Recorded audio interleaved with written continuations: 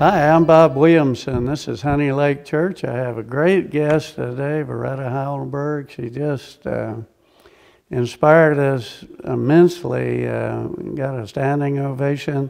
It was wonderful. So welcome, Varetta. We appreciate you coming. Thank you. I am curious, you former Miss Black America, that had to be an exciting time for you.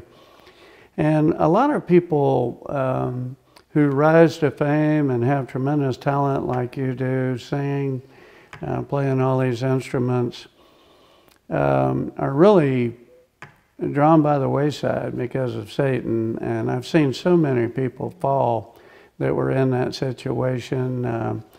Everybody is making a big deal out of you and everything else. I was just curious as to, you became a Christian at 20 years old. I know you actually accepted Christ in third grade, but you told us when you were 20. How were you able to stay above the fray of all of the glitz and the glamour and all the temptation that people have with such a thing? Because I think at the end of the day, you recognize that you are who you are. You know, when you look in the mirror, you see all the flaws. And the big part of it is not letting people get so carried away. Sometimes you begin to believe when they say, oh, you're all of these things, you're all that. Well, because of my experience, again, had I actually had that red carpet every place, I don't know.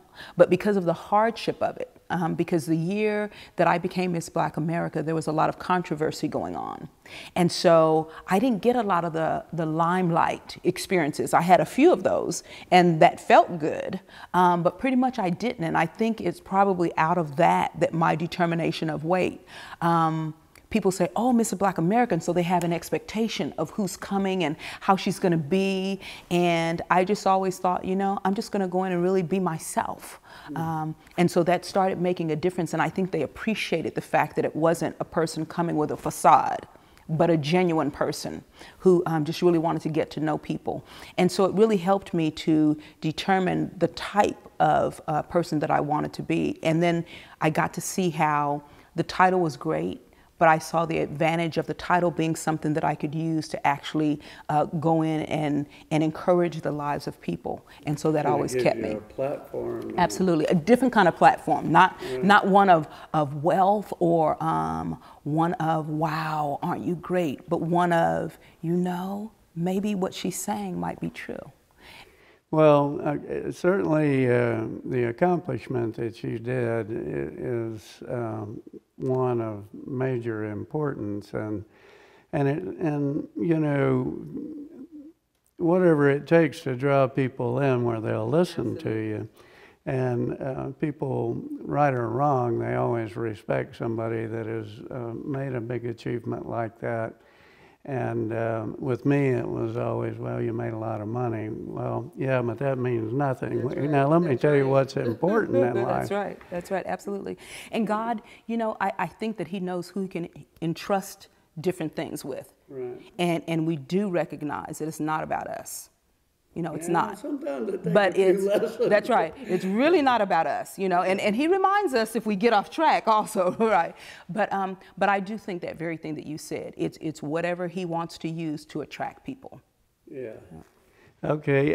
So I'm sure that some of the listeners are curious as to, you have this incredible gift from God of being able to sing just outstanding, and then your gift of playing these instruments, it's the same thing.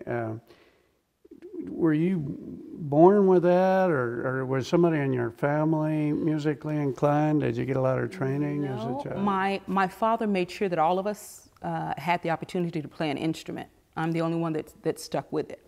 And I actually started off on piano really early, and then I started playing clarinet in the 5th grade. And when I got to the 9th grade, I wanted a new clarinet, and my father told me that he wouldn't buy me a clarinet because it wouldn't make me any money. but that a saxophone would.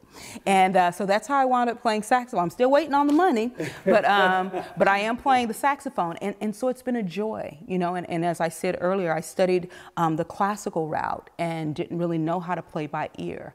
And just eventually, through different experiences and different people along the way, have learned to do that. And, you know, as an artist, you know, we don't like our stuff. We don't want to hear our material, and we're always trying to get better. So I'm one of those, I'm still in that mode, but I am pleased with just having the ability to travel and to meet different people and to encourage them with my instruments, you know, and then to go home, grow some more, and then go back out and do the same. So you've got now 2 ministries that have grown out of that. Instruments of Praise. Instruments of Praise. And what is that? And the other is called the Widow's Treasure. Widow's Treasure. Which is really interesting. People say, wait, how'd you go from music to widows? Do you have any idea of how many memorial services I have played for throughout the years? Yeah. And I never, ever connected all of the dots.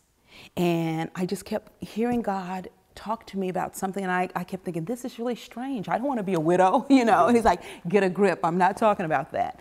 And so this organization is a new organization, but it's been wonderful to just bring people together, and it's not a support group, but we have different events throughout the year that we sponsor for widows and widowers to help them just understand the possibilities of new life, so to speak, of getting back on track, if I can use it that way. And, you know, in the beginning stages, it's difficult, but there is life, and it does continue. And there are great gifts inside of them that should not go away. And so sometimes it takes having somebody that's walking beside you and doing different things throughout the year that is helpful in those realms. So. Well, I think it's an inspiration when people use their gifts to glorify God. So many people take these gifts and try to enrich themselves or build up their ego or whatever. And to see somebody that is so talented devote that to Christ, and you said, well, you know, I'm still waiting on the money. You know, I learned a long time ago that you can build an empire here on earth, but then it crumbles, and I learned that by going and seeing the ruins of Solomon. But the one that you build in heaven is never destroyed, and so there's a mansion being prepared for you right now, and I can't wait to hear that heavenly choir. I'm sure you'll be a member and probably be playing the saxophone. I hope so, but you know, along that vein, definitely. I mean, people say, wow, you know, you live a very simple life, but you're very fulfilled. You know, very fulfilled, because I understand what wealth really is. Wealth is the number of lives that you have an opportunity to touch. Not just the number of lives, but the quality, even if it's 1 or 2 lives that you're called to touch.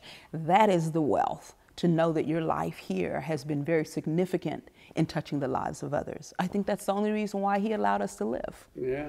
And, you know, I've noticed through the years that the people that have been involved with the Bill Glass Weekend of Champions prison ministry understand that, because you go and you minister to the downtrodden and the people that nobody cares about, and you realize that they're people too, and that God loves them just like he loves everybody. So God bless you. Thank you. And we really, really appreciate you coming. It's been a pleasure to get to know you better, and I hope sometime you can come back.